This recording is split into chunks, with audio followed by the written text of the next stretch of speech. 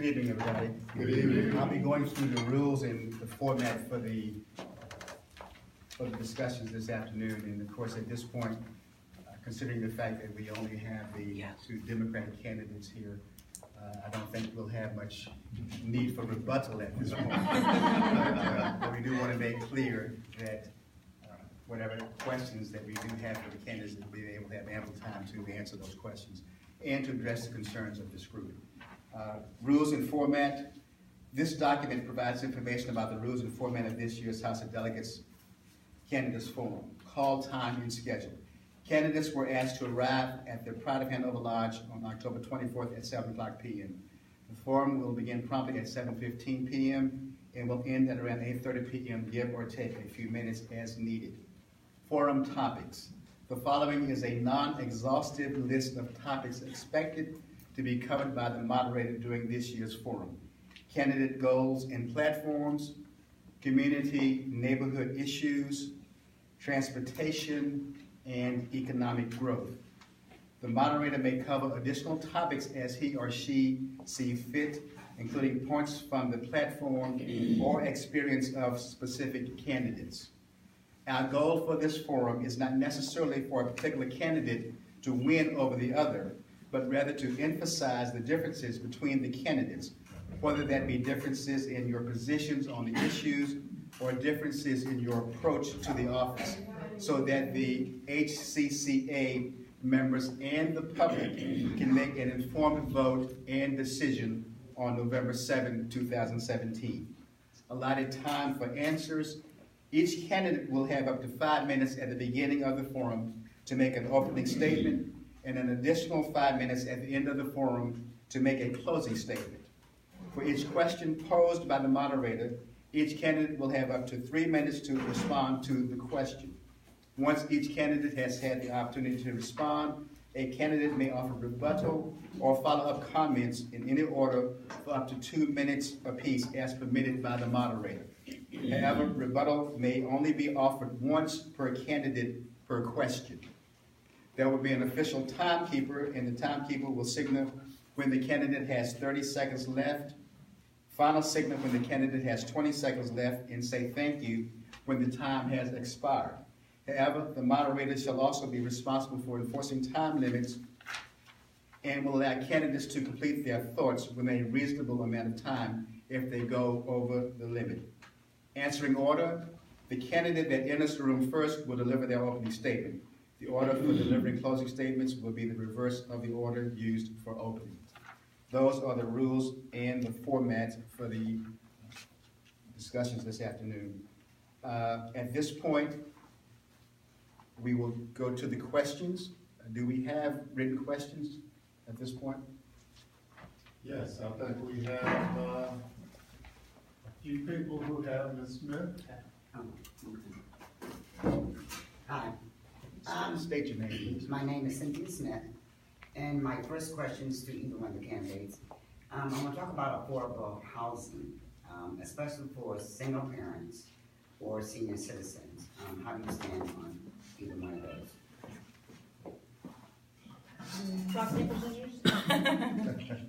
Well, Go ahead, you seem like you got something to say. Okay, well, I believe that affordable housing is extremely important. I believe it's also important to make sure that we have jobs near that affordable housing. You know, I keep seeing studies that show here's where the jobs are, here's where the housing is.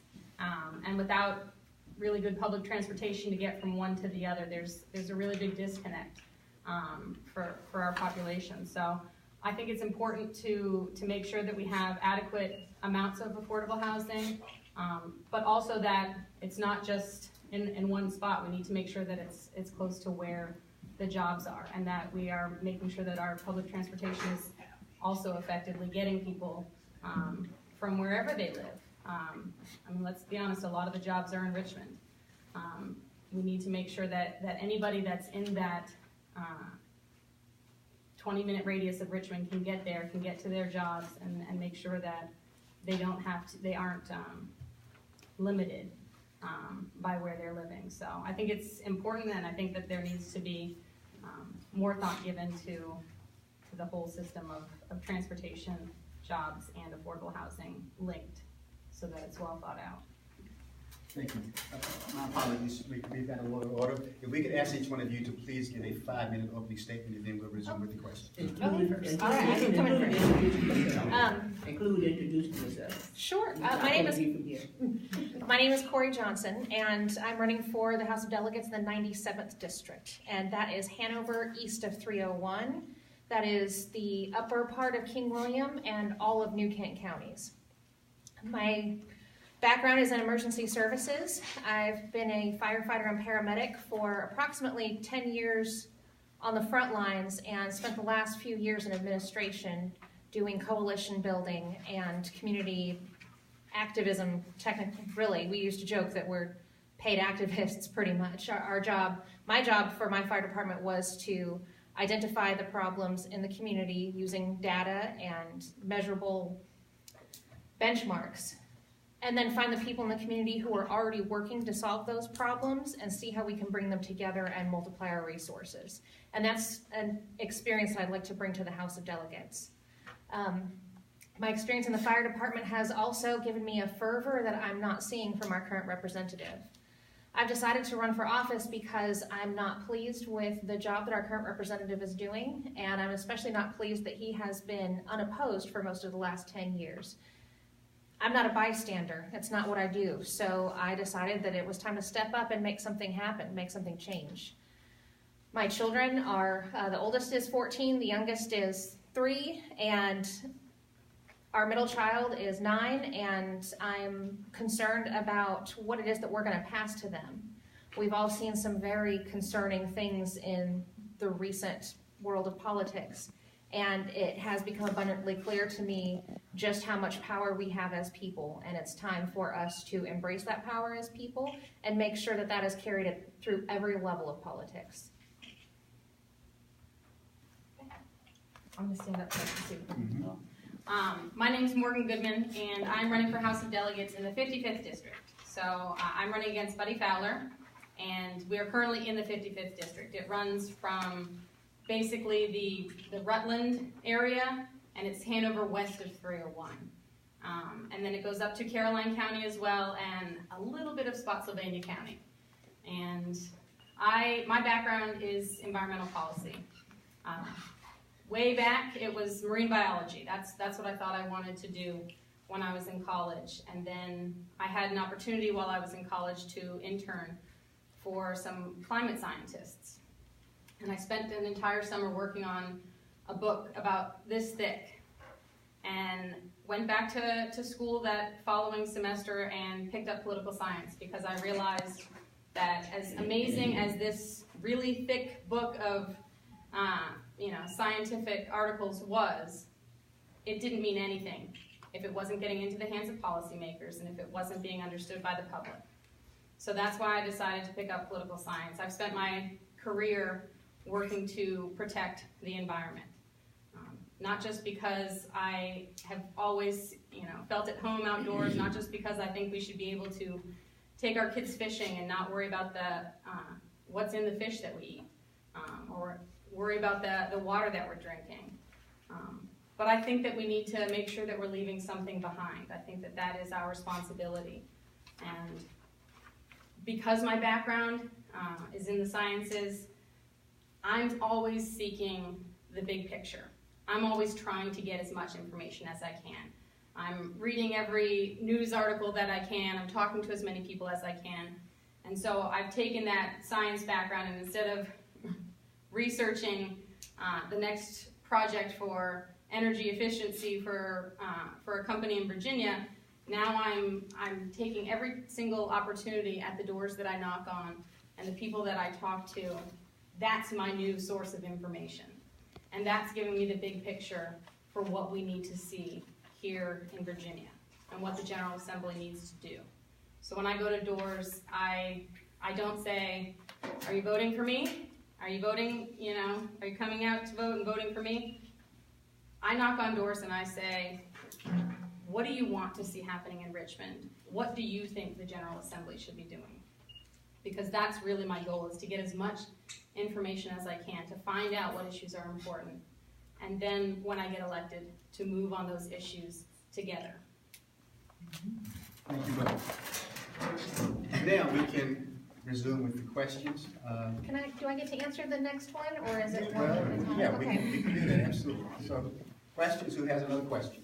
Can I answer the same one? Yes. Okay, so regarding affordable housing, part of my background, I was raised in poverty, and affordable housing is something that is near and dear to my heart because I've experienced what it's like not to have affordable housing. We have in Virginia a housing trust that I think can be developed. Also, as Morgan said, the transportation issue ties into that quite a lot.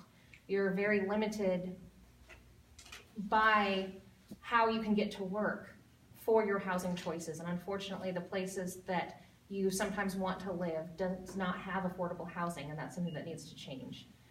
Part of that has to do with the businesses and the taxes and the property values that are around, and part of that has to do with looking out for regular people instead of looking out for big business interests.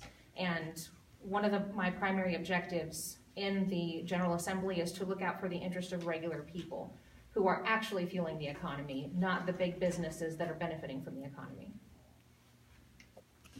Any follow-up questions to that question? I have one. Let me ask each of you this. What are your opinions in reference to mass transit for the county? Any discussion about that? Either of you? Okay, we really should do rock, paper, scissors next time. We'll just go back and forth. Okay, that'll work, okay. So I'll do this one first.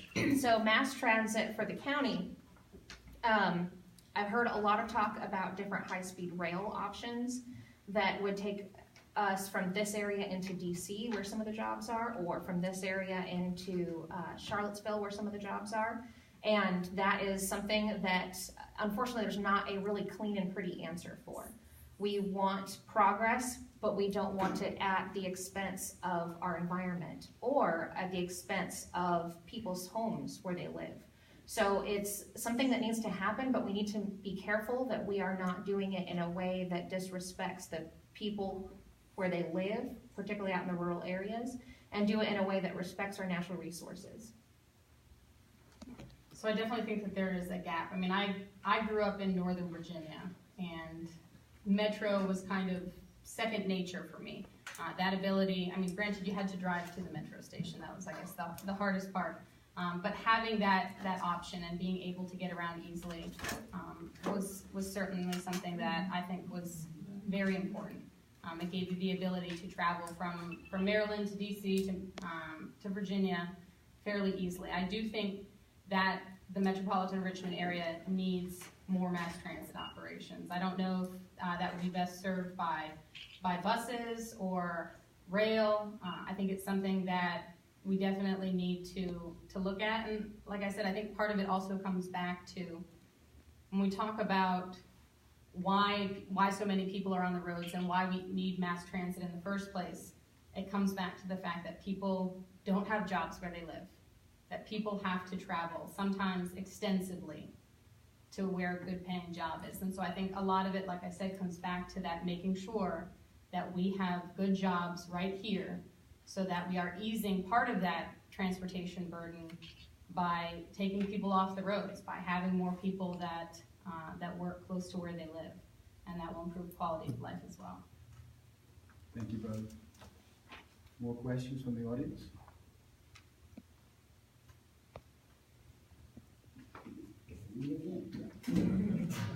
Okay, now getting back to the affordable housing and the jobs, I understand that. But say for instance, I want to stay in Hanover County. We're just going to throw out a figure, $100,000 a year.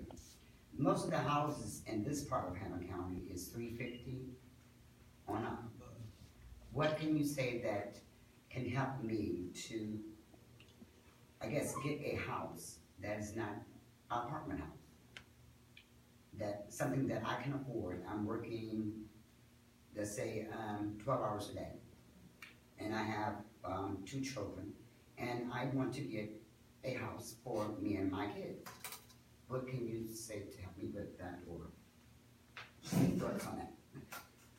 Well, I think it's certainly an issue that I need to learn more about. I think that there should be more options for loans. I mean, obviously, we need to make sure that people that that need housing, that want to be able to afford a house and that they have a job, should be able to get a loan. And I'm not familiar with housing loans intricately, but I would certainly love to talk more about it, and that's an issue where I'll need to learn more about. But thank you for, if you see me writing notes, it's, as I said, I constantly seek information to make sure that I'm getting the big picture. So I appreciate when there's an issue that I don't have the answer to, because it's something I want to find out more about. So, that which I know about the mortgage process is from having attempted and failed to purchase a home for most of my adult life. I'm still renting, because in order to purchase a home, you have to first have a big chunk of money to put down.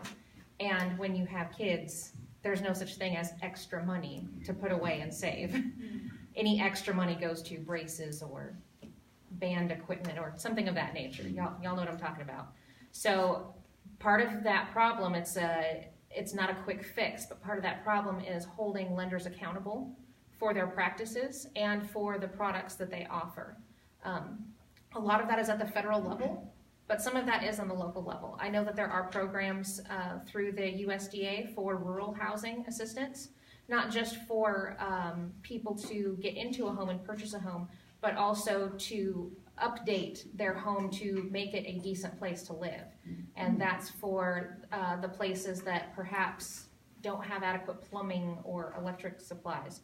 And that is one resource that is available. Unfortunately, that with the political climate that we have, our opponents like to pat themselves on the back for not spending money, your tax dollars. So they're very proud of themselves for having saved a lot of money, which means that they took your tax dollars and did not spend it on you. So I intend to make sure that your tax dollars get spent on you and not given to big businesses or to politicians. Thank you. Question on the job.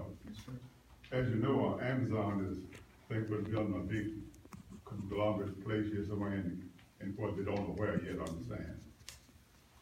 You have two guys get elected, would you ever be interested in trying to get that come into Hanover County? I don't know what they got the land, anywhere close by the interstate or railroad that could produce a place like that, but would you ever be interested in bring some into the county, be some of jobs in the county for people who want to drive so far to jobs and everything? This would be, what's your thoughts on this? They're coming to Ashland, right? I thought I heard that they were coming to Ashland. Yeah. Amazon? Yeah. They haven't decided where they go build it yet. I think it's gonna be next year before they decide, according to the paper this morning. But they're looking at several places. I understand Red Man Cities want that also. I mean, it's a huge. He's referring to the big corporation, Yeah, Amazon, the HQ2, not new the, headquarters. Oh, not the distribution center? not the Oh, okay. distribution Because there's the Ashland. Okay, thank you. Yeah, it's certainly something that I would like to see in this area. I know that Richmond has been looked at. I don't know if Richmond has the land for that kind of a facility, but I think that we do. And I've looked at their list, because honestly, that list that they sent out to the entire country about what they wanted to see, that's a guideline for what every state and locality should be doing to attract new businesses. I mean, it talked about infrastructure. It talked about an educated workforce. I mean, there were so many things that this is what they want, this is what they're looking for. I think that Hanover could provide that.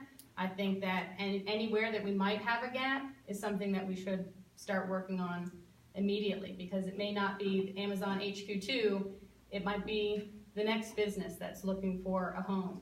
And I certainly think that we need to make ourselves ready for that. I mean, we have 95 right there. We have the Richmond International Airport. We have the workforce, and I'd honestly like to see them, because they're very interested in green power as well. And I think that's something that I'd like to see more of in Virginia. And I know that more of the companies that are coming in are doing that. So I hope that's a trend that we continue to see as well. So I would like to see Amazon come here. I would want to make sure that these are going to be good paying jobs and that they are willing to treat their workforce appropriately. I recently quit my job to campaign full-time. So I had the opportunity to look around the job force and see if there was a part-time job that I could do while campaigning that wasn't too involved, that I could leave in a few months if I needed to, just something to kind of get us by. And I looked into some of the Amazon jobs in the distribution center, and a lot of them paid $10 an hour or less, and that was something that concerns me because it's not just a matter of $10 an hour not being enough to live, but if you're working for $10 an hour, you don't have time to work somewhere else that may be needed to make the ends meet. Or you may not have time to get the training you need to make more than $10 an hour. And I worry that it could be another economic trap. So for instance, as we are building our infrastructure and our education and our workforce and our healthcare system and all the things that Amazon and other companies want to see when they come here, I want to be careful that we don't entice another Walmart over here. I think the last thing that any of our communities need is another Walmart that's going to pay their employees slave wages. That's not actually going to help anything here, just line Walmart pockets. So yes, I would like to see Amazon come here. I would like to see the boom. We also need to make sure that that our infrastructure can handle it and that the taxpayers don't get stuck holding the bill for the infrastructure. I have several questions. I didn't come prepared to ask questions. I don't have it written down to guide myself, but one question, I just want to piggyback on her question about the affordable housing.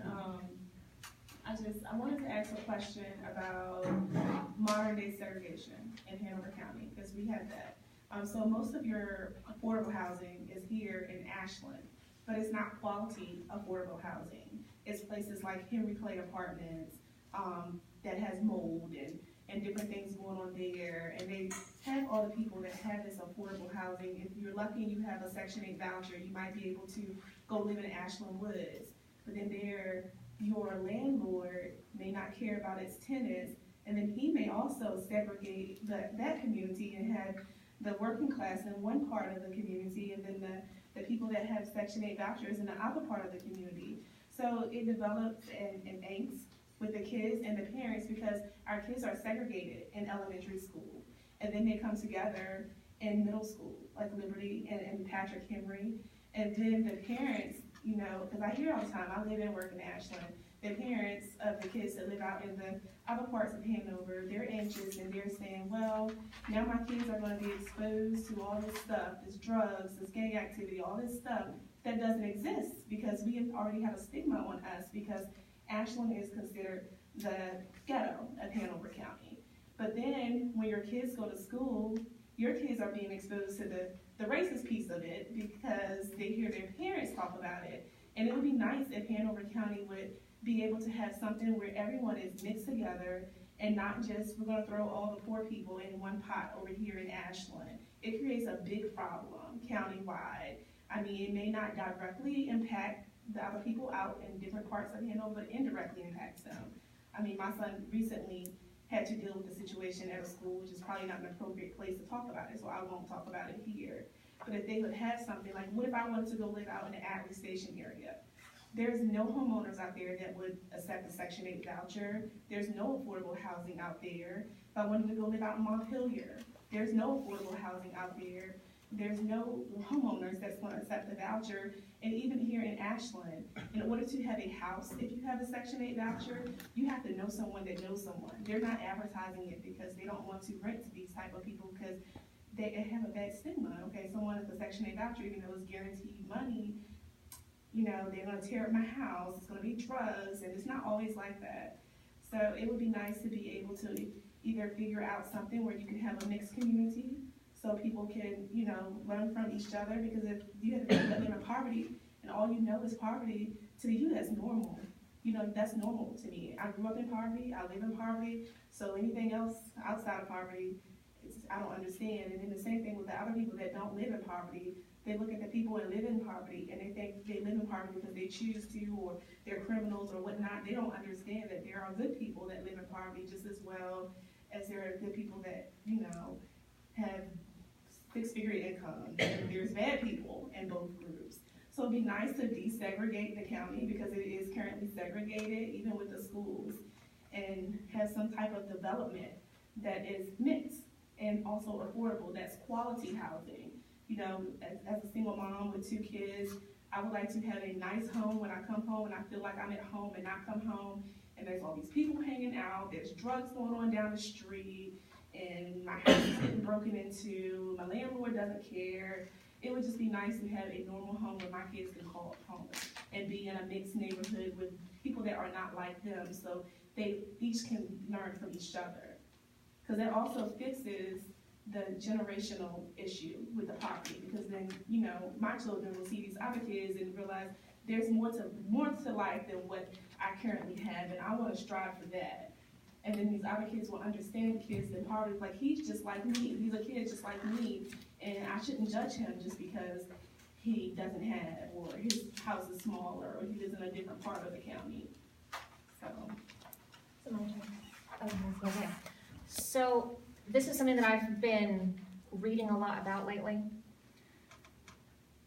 and it's really, really complicated, which is to say I'm not going to give you a clean answer, but what I can tell you is that I see it.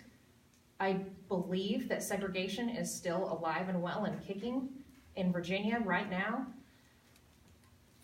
It's very, very complex, and I think where it starts is the people who live in Section 8 housing, or whatever it's called locally, matter, that their voices count for something. And what I've seen is, like you said, your landlord doesn't care. And what's your recourse? You go and you complain to the landlord. And the landlord doesn't want to do anything. So then you go to, what, housing compliance or something? And they've probably got a list a mile long. What does that do? So part of the problem is not just the laws on the books, because we have Landlords and Tenants Act that list out the rules of how landlords are supposed to handle things, but that doesn't mean that they necessarily do.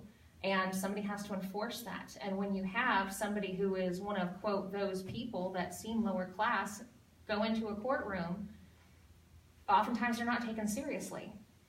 That's a problem with representation. That's a problem with our legislature and our courts, frankly, being filled with rich white folks and who have never experienced that. I've not experienced the kind of segregation that you're talking about specifically growing up, but I was raised by a single mom. I've been a single mom, and when I say I came up in poverty, poverty to me meant that I didn't have my own bed to sleep in until I was 20. And I've seen that social stigma with my friends. When I'd go to my friend's house and a parent would come and drop me off, they'd drop me off at the car, and I remember one time my friend's dad said, how do you fit your family in that little house? And I was too embarrassed to say, well, I sleep on the living room floor, and that's how we fit, you know? And like you said, when you live in that, you don't know that it's different. That was the first time that I knew that my housing situation was different from other people. And you're right, it causes problems in schools, and we're cheating everybody out of the opportunity to be a society. I've had the opportunity to learn from a couple different groups in Richmond recently who are working on fixing our history, rather updating our history to be correct and accurate instead of the whitewashed pretend history that we often read about and are told in school. And also our recent history, such as 95 being built through the most thriving African-American community that's ever been in Virginia, and that being built specifically to tear that down. And these are things that are current history. It's not back in the 1800s.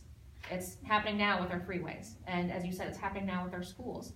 Nobody came in and said, well, okay, recently they didn't say, okay, black people go to this school, white people go to this school. But like you said, it's that process of discrimination in jobs. So you get a lower paying job.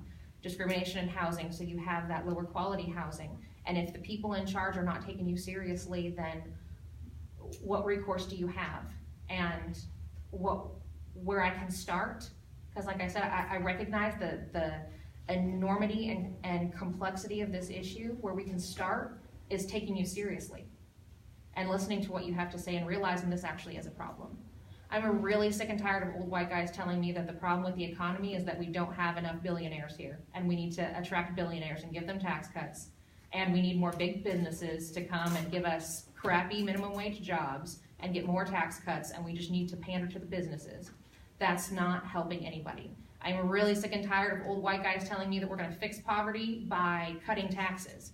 Well, if you only make $8 an hour and you get to take home 7 of it instead of 6 of it, whoopity-doo. That's still poverty, and tax cuts are not going to fix that. So it starts with representation. We have the opportunity this year to have regular people in office, like Morgan and I. When I say I quit my job to run for office full-time, a lot of times folks assume that means that my husband has some like big high-paying job. Actually, I had to cash out my retirement so that I could afford to stay home for a few months, or rather so I could campaign full-time for a few months. Because right now all that we have are wealthy attorneys or wealthy business owners that really can afford to run for office meaningfully. And it has made this process inaccessible.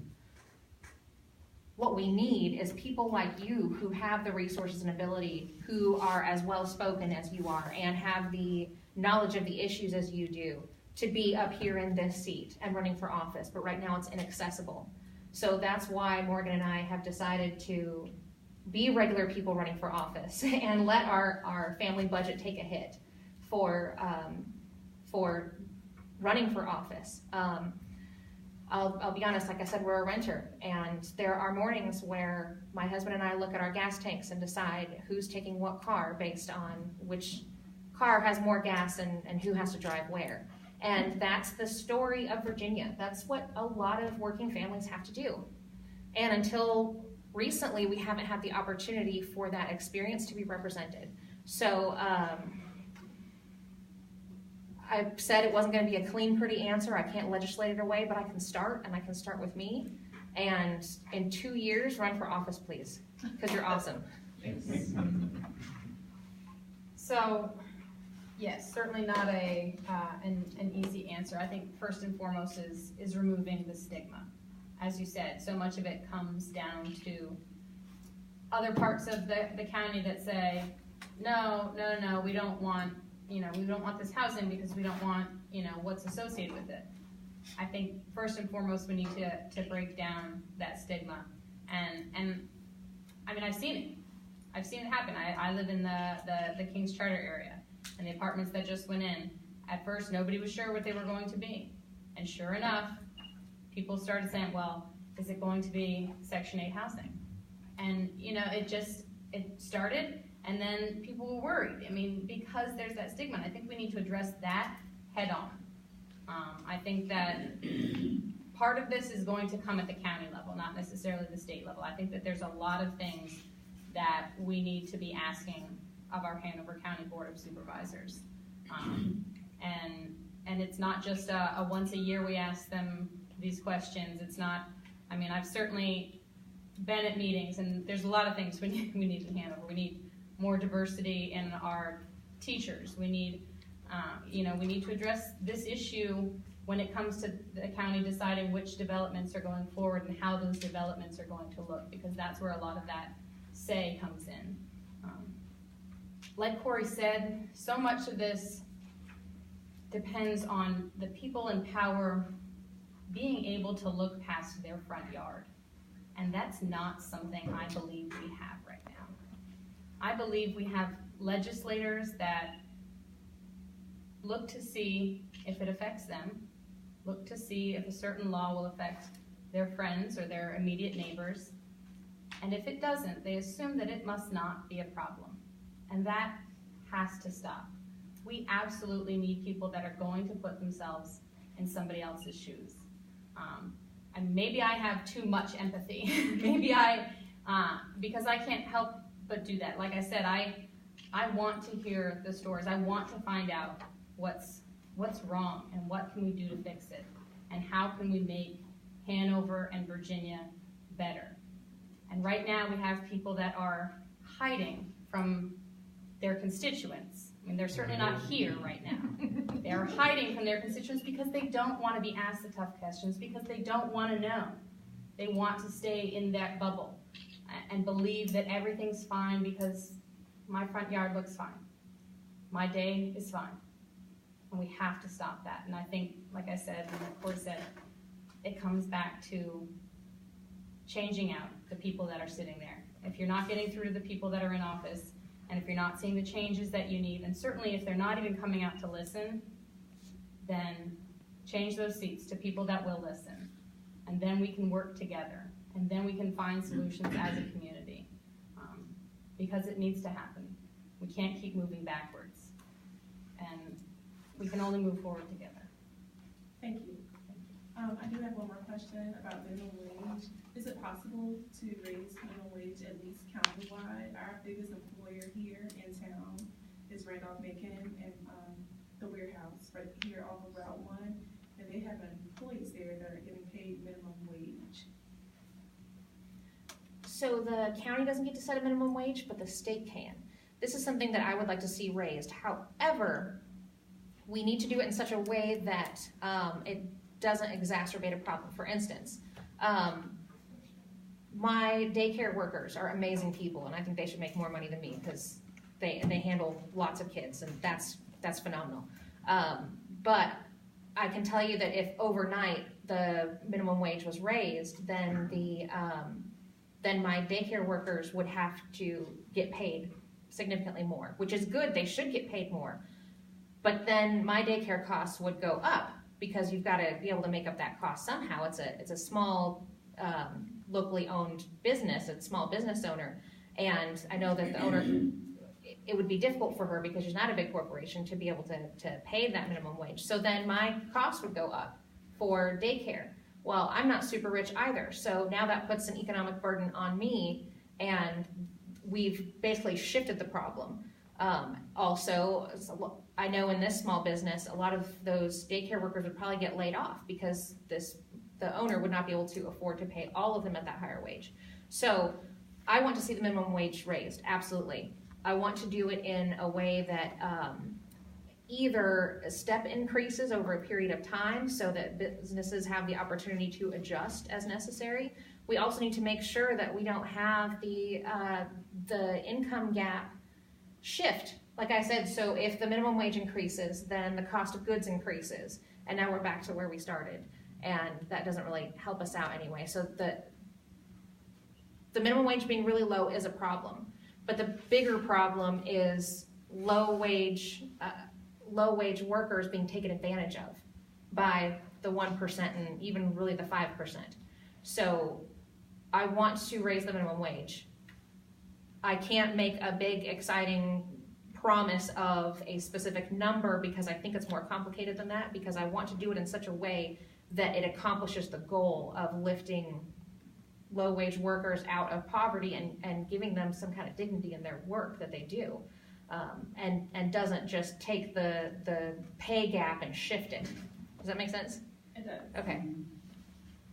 Yes, I do believe that we need to raise the minimum wage. I do think that it needs to happen in a comprehensive way so that employers, as they are increasing the wages, are still able to deal with it. And it's not just minimum wage that those types of things have to be taken into account. The state recently gave employees a 3% raise.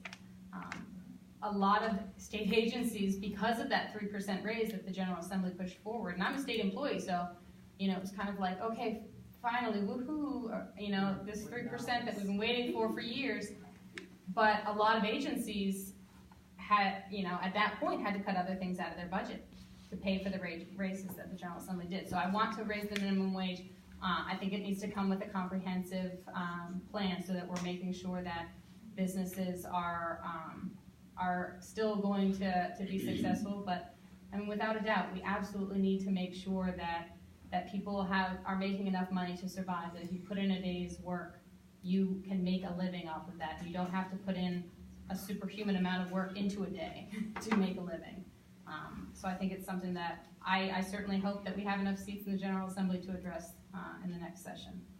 Can I add to you, because you're reminding me of something? Call it a rebut, even though it's not rebutting. It's an add. Yeah.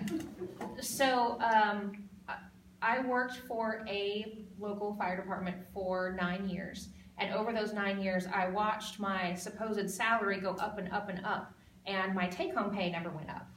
And part of that was because the local government and the Board of Supervisors said, we really have got to pay firefighters more. Yay us, and they gave us a raise and then patted themselves on the back for giving us a raise. Well, like you said, that stresses the budget, and now they can't afford to pay as much of our healthcare costs. So now they're diverting some of the healthcare costs back to me. So again, my take-home pay is the same, and the politicians are congratulating themselves for giving me a raise. You got that right. And when I eventually left and went through all the HR paperwork of separating from the department and looked at all the paperwork, I was like, wow, I made somebody a whole lot of money this year, you know? And I looked at my starting pay and my ending pay, and it was really frustrating to see all these raises that didn't actually make it to my bank account. So just saying that's another thing to take into account for raising wages. I want to assure you that we, because we have lived that, are not going to raise the wage and then pat ourselves on the back and say, look at what we did, while folks are going home with the same exact amount of money. Thank you both. Thank you. Virginia has now expanded Medicaid. Can you talk about this? Do you support Medicaid expansion? Yes. I do support expanding Medicaid. It's indefensible as to why it hasn't been expanded when you think about the 400,000 people that it affects that are not getting benefits. And not only that, but we are losing money. We are losing money by not having expanded it. We're losing money. We are losing healthcare professionals. Small hospitals in rural areas cannot continue to have the staff that they do, and we have seen some of these smaller facilities either close completely or just drop certain parts of their work. So some rural hospitals no longer deliver babies because it's too expensive. It takes too many staff that have been trained for that. So now women in rural areas have got to drive an hour plus. And all of that comes back to the fact that our current healthcare system isn't working. Expanding Medicaid, I think, will certainly help that. It's a part of it. And it goes back to what Cori was saying about the jobs. I mean, the amount of money that we're paying in healthcare and what we're getting in return is part of it. It's part of our quality of life. I mean, if we're, paying out of pocket for insurance hundreds of dollars, then we're not going to be able to afford gas. We're not going to be able to afford rent. And at the end of the day, if you're not healthy, you can't go to work. If your kids aren't healthy, they can't go to school. We cannot function if we do not have a healthy society, people that get seen before a problem becomes an issue. And let's be honest, every single person that pays taxes pays for healthcare right now. There's a reason that when I go to the emergency room because I sprained my ankle, there's a reason they're going to charge me $900 for that Tylenol. Because anybody that gets injured can walk into an emergency room and be seen. And thank God for that, because we want them to be. You don't want somebody to walk in after a car accident and be turned away because they don't have insurance. But that means that we're paying for health care after the fact. We're paying for it by CT scans costing $2,500, Tylenol costing $900 when you go to the ER, instead of paying for it beforehand when it would cost less and make more sense and make a much bigger difference. So I am in favor of supporting expanding Medicaid. I think it's certainly a step towards where we need to be moving. I also am in favor of expanding Medicaid. In a perfect world, I would like to see a single payer option, because I think that there is way too many people in between you and your doctor actually existing and getting rich off of you going to your doctor who are not your doctor. And here's another chip that I have in the game.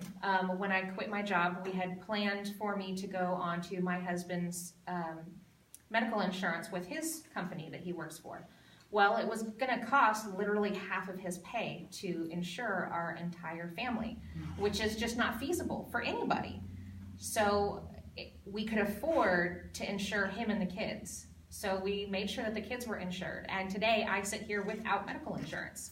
So if I go out there and get hit by a car, let's hope I don't, it's gonna be really, really expensive and it's gonna put me into bankruptcy. But moreover, if I go out there and I get hit by a car, an ambulance is gonna come pick me up.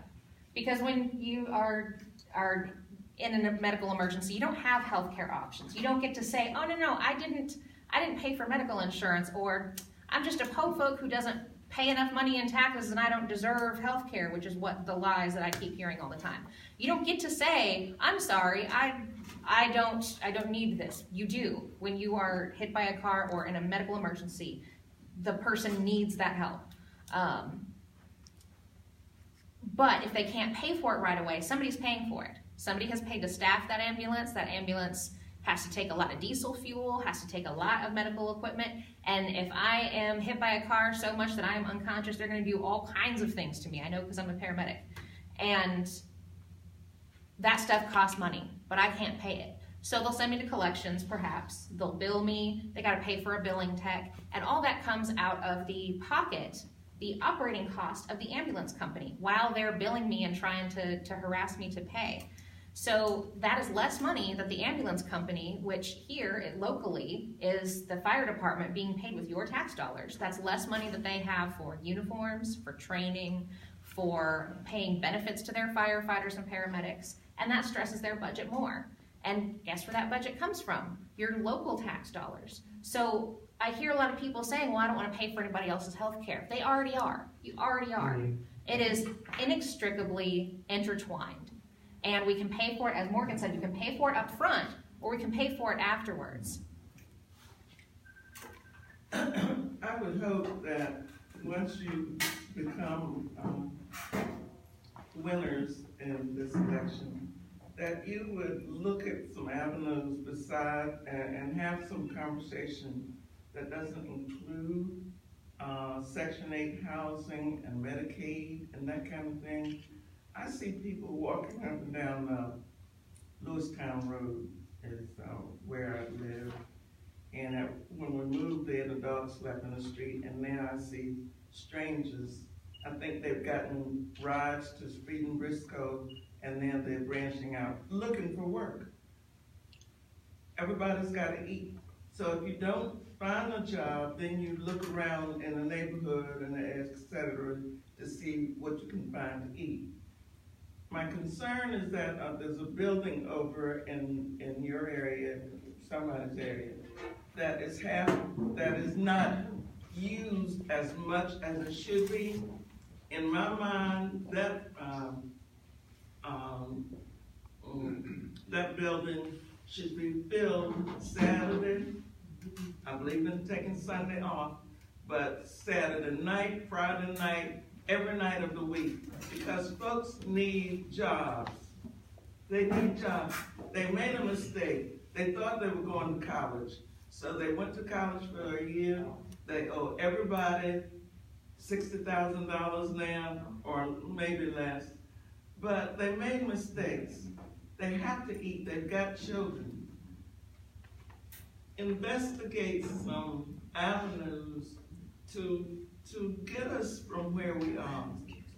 I mean, it's not important to me to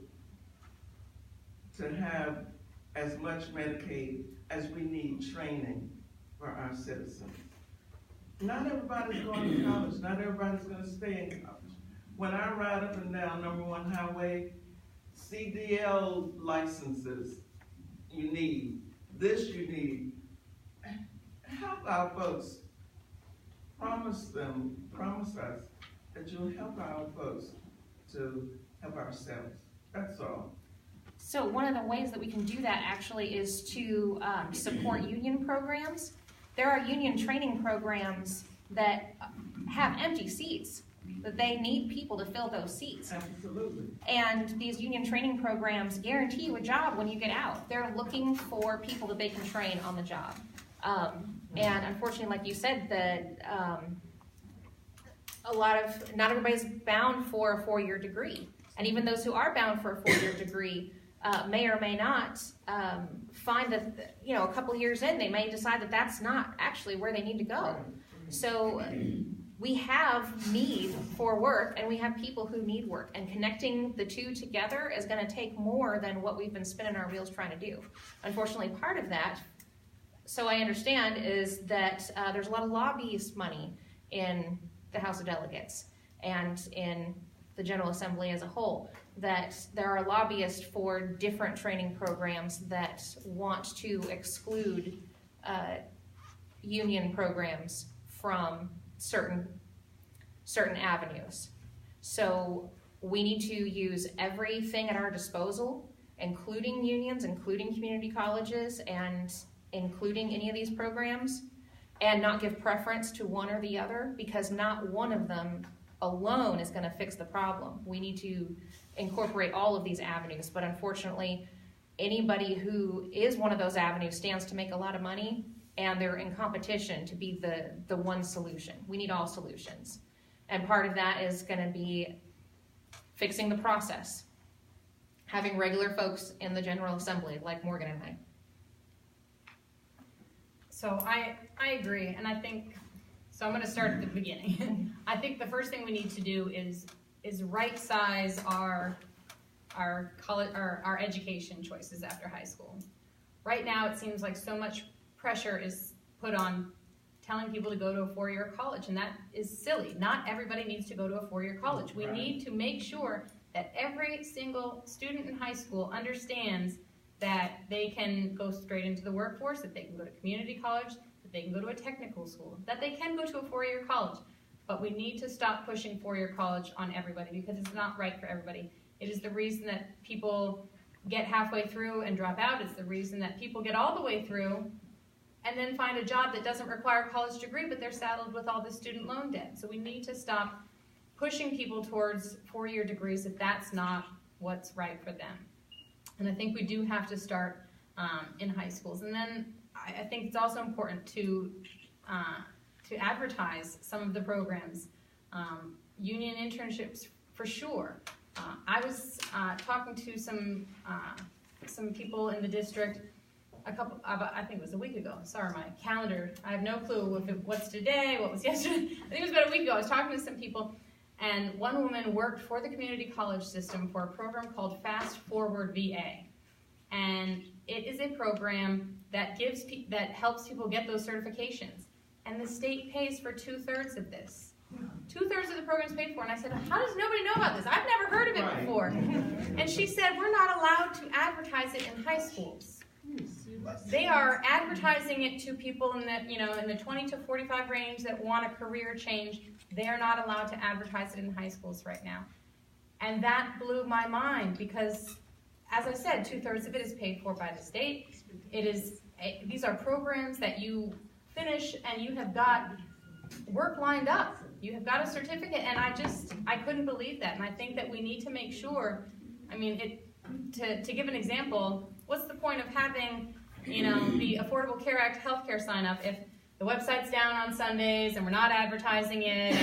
And, we have to make sure that the programs that we have are being advertised. We have to make sure that we're getting into the high schools before people have all the student loan debt, before people have made different choices that have already saddled them with some of those debts.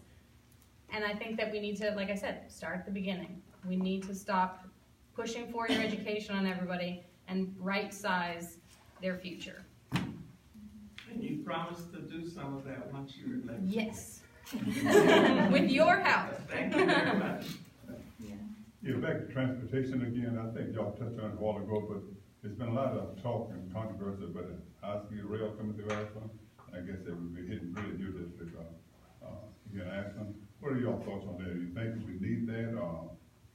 I think on touch a while ago that the rail could go around, you might hit some of the people home, but I guess we live in a time, something got to be done with 95, all that traffic out there. and I guess the rail would help. So what do y'all feel on that? And do y'all have any say as to whether or not this would be done? So, as a delegate, we would not have a say, because that is a local county issue. Okay. So we wouldn't technically have a say. As an environmentalist, it's a double-edged sword. I obviously would prefer that it be the least environmentally destructive method for increasing rail. Only done if it's absolutely necessary, and at the same time, yes, we need to relieve congestion off of 95. So it is an extremely difficult issue that I've been following closely, because, yeah, I mean, it certainly will make a difference, and I hope that the county, and I hope that the federal government that's working on the project can find the method that divides Ashland the least.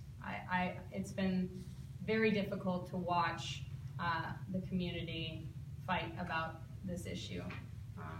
I'd certainly like to see whatever solution be something that minimizes impact all around. What Morgan said. It's not our district. Yeah. All right. Just a quick question. As y'all know, back on August 12th, we had a terrorist attack in Charlottesville, and we were seeing a rise in division of the nation and a rise of white supremacist extremism. I've been looking into that, and just wondering what y'all's thoughts are on the best way to work against domestic terrorist groups and protect our people and protect our country. Am I going to start? I think so. Okay. So, counterterrorism is federal, but I think there's a lot we can do on the local level as well. A part of that is not pandering to it. This is also a deeply cultural issue. I think that we need to look at these groups when they apply for permits, because unfortunately the attack on August 12th was legally permitted. And there was a lot wrong with the process of that. Mm-hmm. It became very clear that the intention was not to exercise speech, but to exercise violence and intimidation. Right. And the very second that became clear, the permit should have been yanked and it should have been shut down. However, there was a lot of standing by and watching while this happened. And there was a lot of debate. And unfortunately, as we see in our culture, in the news, and from our elected officials,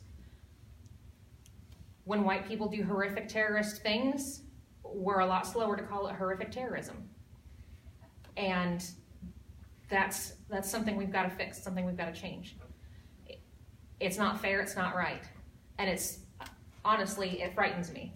I am much more afraid of the KKK that is alive and well in our district than I am about some random immigrant that doesn't exist and is minding their own business.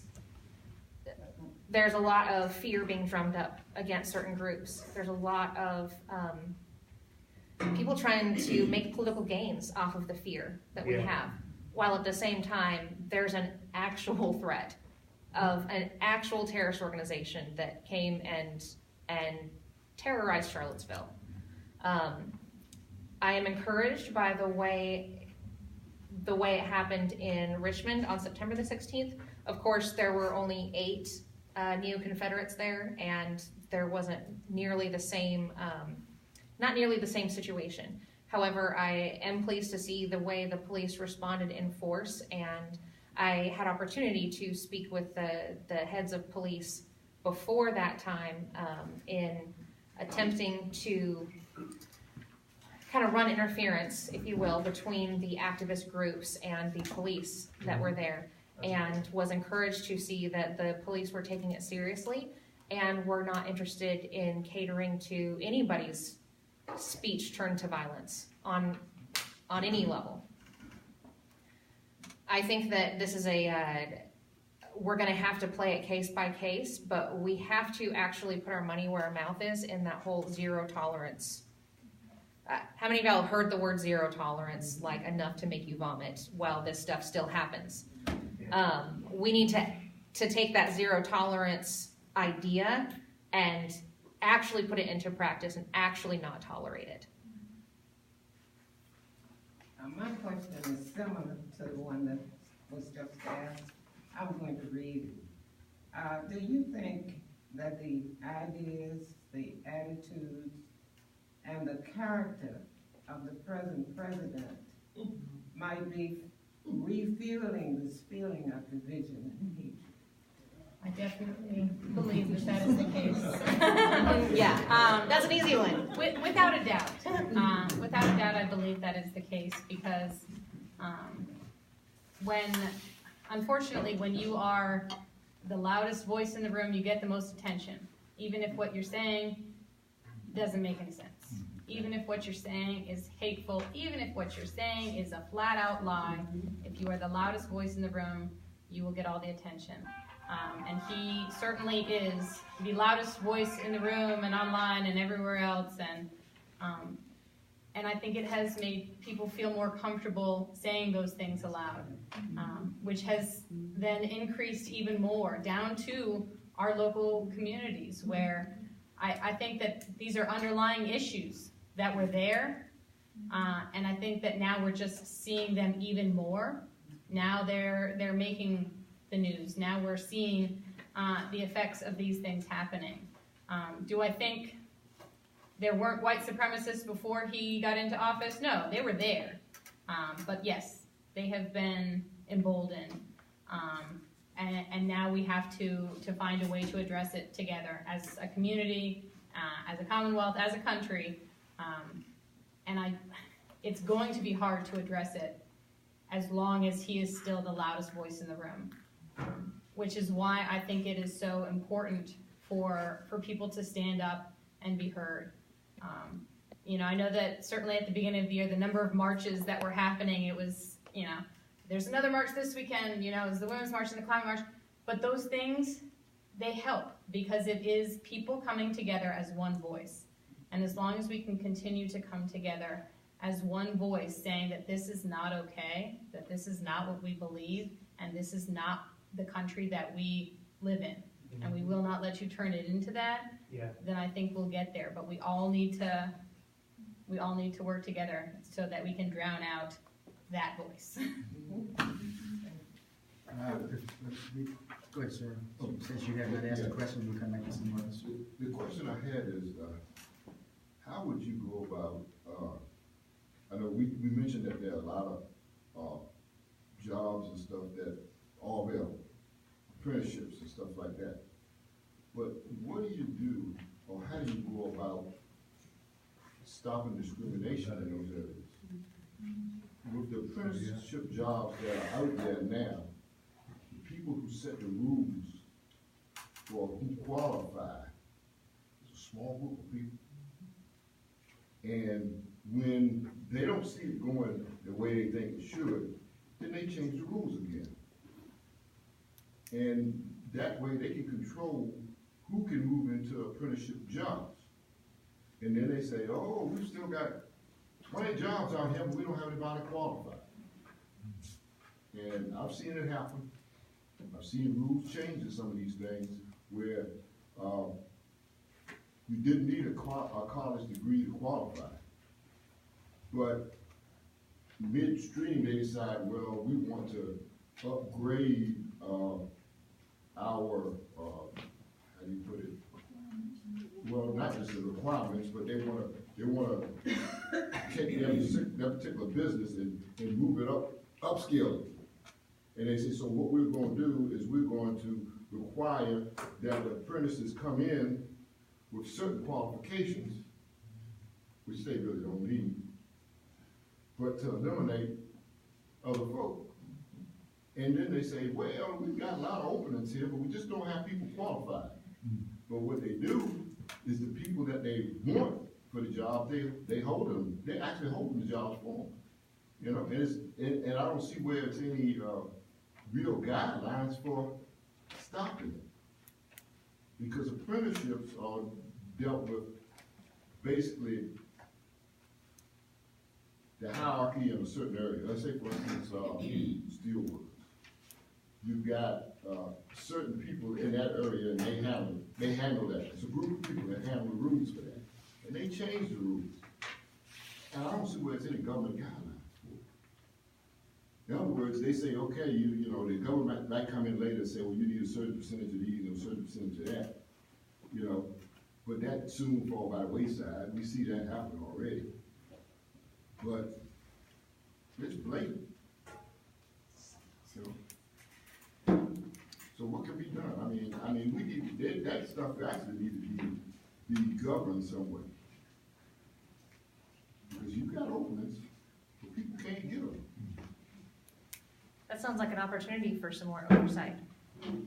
It's a big opportunity. I mean, so it's not the exciting answer, but the way I like to solve problems is to look at the entire step from start to finish and see how the problem occurs and exists and how it comes into play, and then look at how we can interrupt the chain of events. So I can't make you a promise now, but I can tell you that that is what I would like to do with that problem, because that goes back into causing segregation, which then causes the other economic hardships, and it's all part of that web. So that sounds like something that we would need to address in the chain of events for all the issues that are webbed together. So how do you do that? I don't have an answer for you right now on how specifically to do it. Like I said, it's not the exciting thing. I can tell you that the process is look at start to finish the hiring practices if the hiring practices are changing. So I can see where it would be overt and obvious. But the people who are doing it are justifying it somehow. You know, they've got some kind of law saying, oh, well, I've just decided to do this or that. So what we would need to do is look at what justification they're using most frequently and see how we can remove that justification and also have some sort of a grievance process so that it can be brought to the attention, because as you probably know better than I do, they're going to get creative. They want a certain thing, they're going to get creative. They're going to skirt this law or that law to do what they want to do. So passing a law isn't going to fix that overnight. So it sounds like what we need to do is some kind of an oversight process, and certainly that's going to come with advocacy and with having you being represented by people that see that you matter. Yeah, that's a really good question. It's something that I'd certainly need to get more information about. But I mean, if this is happening in union jobs, it's certainly something where I would see an ability to negotiate that additional oversight. I mean, if you go back to the 60s, you did not see minorities in positions that required apprenticeships until, well, I think the government came in and said, well, you have to have a certain percentage of these folks and a certain percentage of those folks, and that kind of brought it about. But that faded. You know, it started off great, but it faded. You know, so what do we do? It still exists. I mean, we've got a lot of jobs out here, but they're not for everybody. You know, they're not for everybody. And like I said, the people that make those rules and change those rules are not necessarily, I mean, they just like you and I, we're a group of people who get together and we're at the head of this program and we change the rules the way we want it. Yeah, and I think it'll come back to looking at the state's non-discrimination policies and in the workforce, and if there's loopholes, finding those loopholes and making sure that they are taken care of, because it's certainly unacceptable. So I would like to get more information actually about the issue, since it's not something I'm as familiar with.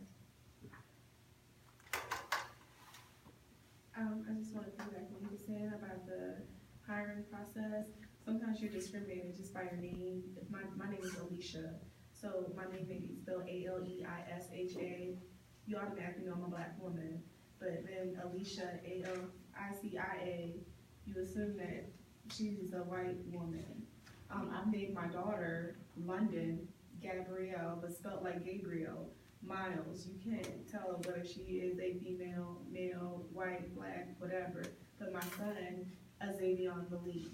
So if he goes to apply for a job and the person that's looking at his job application sees his name, it's automatically tossed. It could possibly be automatically put to the side, even with college applications. So it would be nice if there was some type of law or something in place where your name did not have to be disclosed, maybe some sort of number, instead of, until you were actually gonna be, I guess, one of their primary people that they were looking to actually hire. But just to have your, because I was actually thinking about changing my son's name. You know, I was very young when I named him, so I didn't think the way I think now. So maybe that could be something that could help the person's name. So, you don't even have to wait 2 years, because you gotta file to, the deadline to file the run is in April, so that gives you like a year and a half.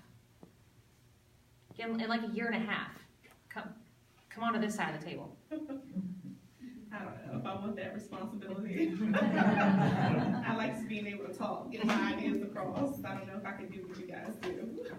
But that's why we're here too. Cori and I have had vastly different experiences from each other, and there is no way that we can understand the issues of this district without physically getting out here and asking every single person, what is important to you? Where do you want to see change? Where do we need to see change? And help me find a way to do it with you. And that's why we're here. And unfortunately, that's why our opponents aren't here. Because I'm assuming they don't believe that that is important. But that's why Cori left her job. That's why I spend every minute that I'm not at work or with my family knocking on doors and trying to get out to people, because I have a list here of things that I didn't have before. Information that I can go and find out more about and talk to people about to find the solutions and hopefully make a difference. And that's why we're doing this. So I appreciate this. I appreciate all of the information, because it will make a difference.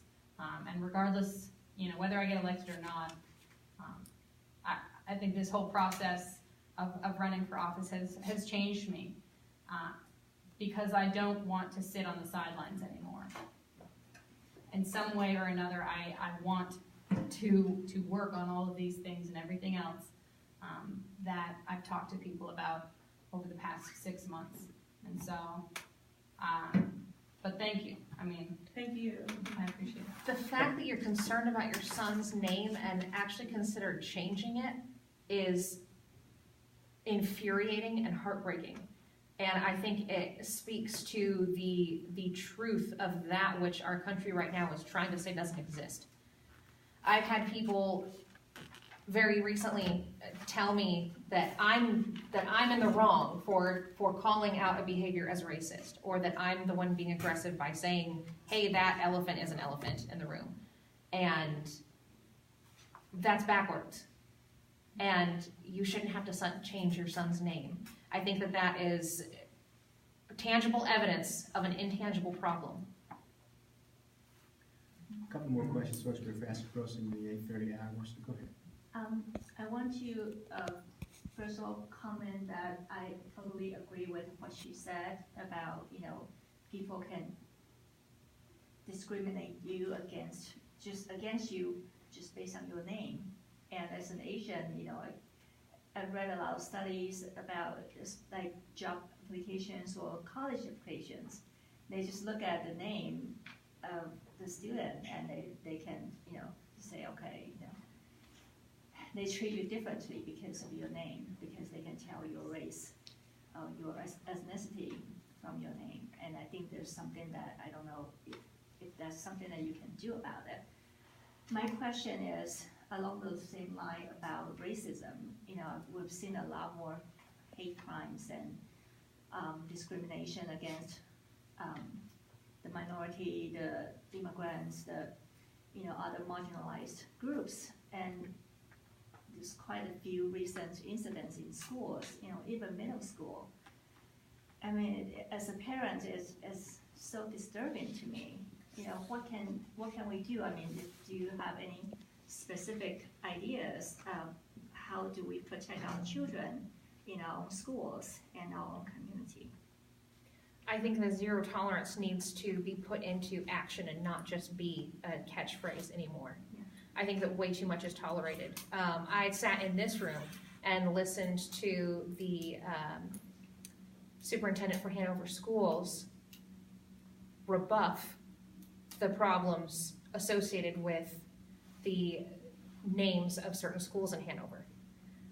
I understand he probably was feeling the heat. I understand he probably was very nervous standing up here, but we can't ignore these problems anymore. We can't have our officials saying that it doesn't exist or it's somebody else's problem, because it's all of our problem. It's all of our Hanover, it's all of our districts, and it's all of our America, and this is our piece of it. So if something like that is occurring, I don't want to hear we're investigating, or that was just one incident, or, well, I don't really have any proof of that. I want to see what is being done on the local level. And that is something that as a delegate I will absolutely advocate for. So while I may or may not be able to propose actual legislation and do legislating about the problem, I can promise that as delegate, when something like this occurs in my district, whether I have the authority to fix it or not, you better believe I will be down there at that school board meeting and asking, what is it that you propose to do about this? Because I'm not okay with this occurring in my district. I can't fix the White House. I can't. I wish I could. I cannot fix the White House. I can fix what's in my backyard, and we cannot stand for this, and I will not stand for this in the 97th district. Whether I have the official authority to make an official decision or not, it will not fly. Folks, thank you all for your questions. We're going to ask each one of the candidates to give us a 5-minute closing statement, and we'll draw the evening to a conclusion. The 55th can go first, since you were 55th. Okay. Thank you guys so much for coming out tonight, for sharing your questions, for giving us information. I know that we did a fair amount of talking tonight, but that's not why I'm running. I alluded to it. I'm running because I want to listen, not because I want to hear myself talk. That's not my idea of a good time. I'm running because I want to listen, because I want to find out as much as I can, because I want to give you a voice in the General Assembly. I think it's extremely important for our legislators to seek out information, not just from one or two people, but from as many people as possible, to get that big picture, to make sure that we are moving forward in a direction that makes sense.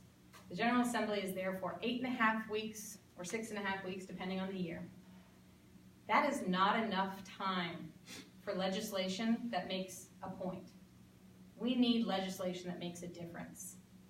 We need to stop wasting time working on policies that just go to prove that this is how I believe things should happen, or patting ourselves on the back for fixing a problem in name only.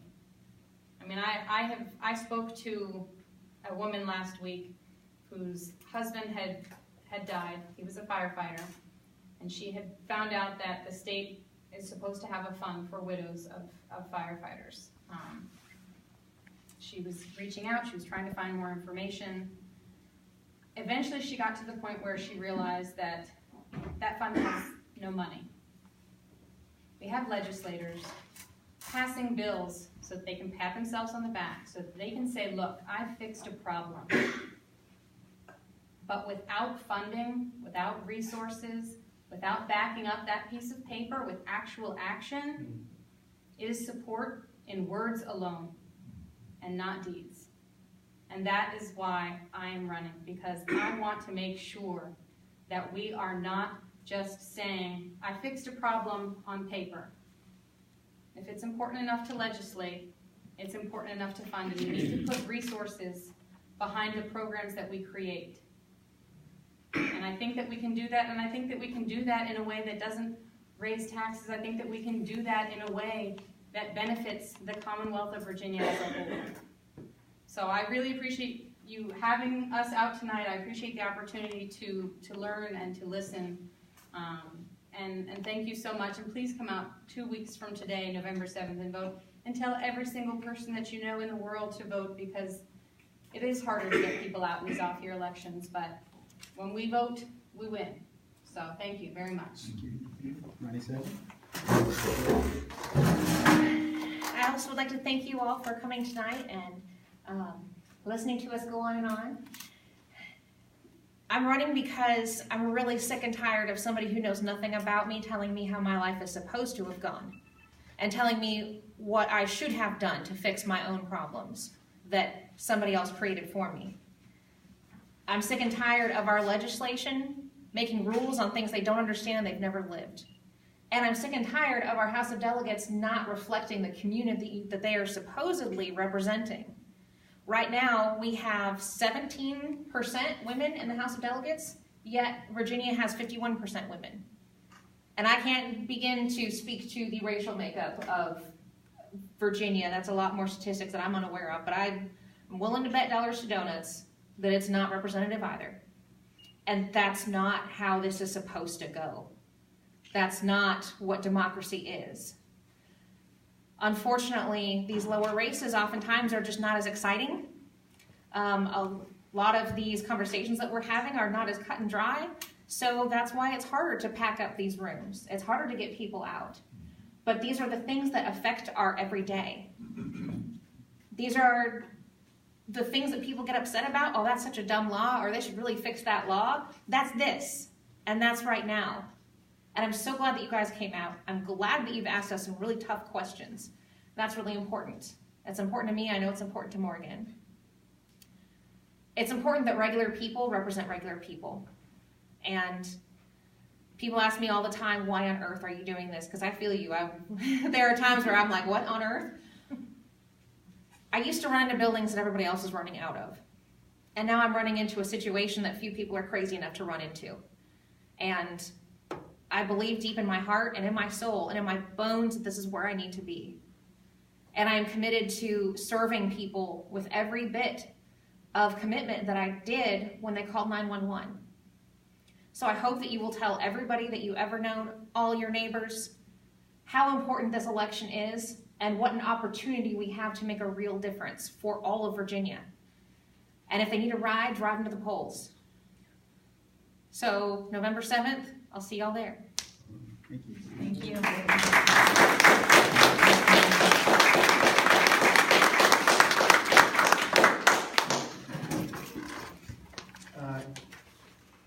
It is officially 8:30, or a few minutes away from 8:30, which is supposed to be our closing time. So we want to thank you all again for coming out and sharing your platforms with us, your ideas, your aspirations. And I think everyone in this room feels the same way, that is, it's time for change. I think we all can agree to that. So again, we want to thank you all for coming out and taking the time to be with us this evening. Anything else for anyone? Ms. Iverson? Well, I don't want to hold y'all here because we're going to talk a little about what we've seen and heard, and decide whether or not we're going to make an endorsement tonight. Do we have to leave for that as a secret, or should we? No, you don't have to wait for it.